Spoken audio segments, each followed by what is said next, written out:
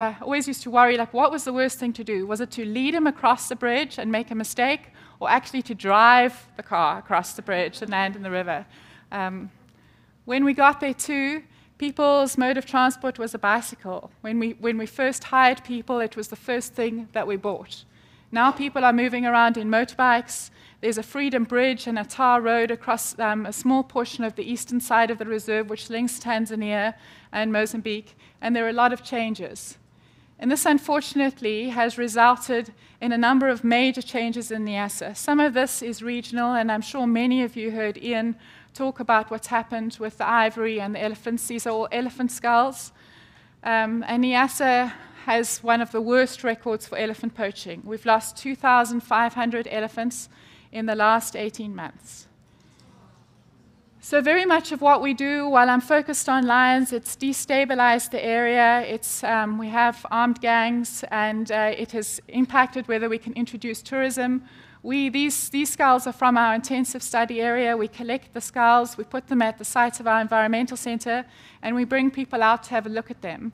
Because these are all the elders from some of the villages, it's very difficult for people to visualize 20 lions that have died, and we can't take them out to all the carcasses. And this will become a permanent feature in our intensive study area environmental center to show people what's going on. But when we go back to lions, the major threat, which I'm going to talk about today, is snaring. Lions are not the target.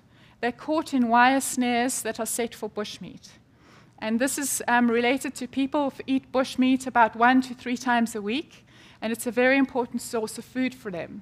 Now, sometimes we get lucky, and this lion was reported to us. It was caught in a buffalo snare, and we were able to go out with the reserve management, dart the lion, immobilize him, get the snare off. It had not gone through the skin.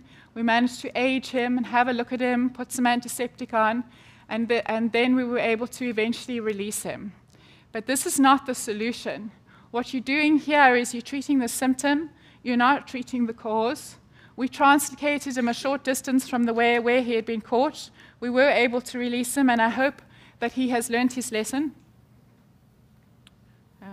Sorry, don't know why it's...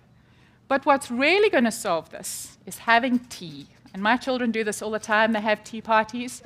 We need to meet face to face. There's a wonderful saying that you can't see eye to eye if you don't meet face to face.